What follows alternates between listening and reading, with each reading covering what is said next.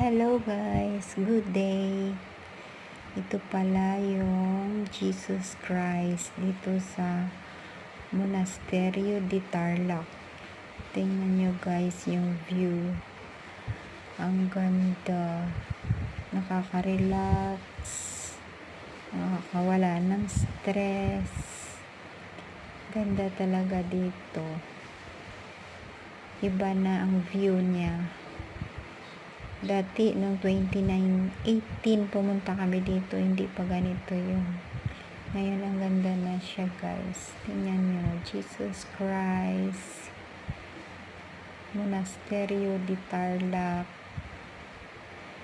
Thank you, guys, for watching. This one was taken last April 2025. Thanks for watching. Bye!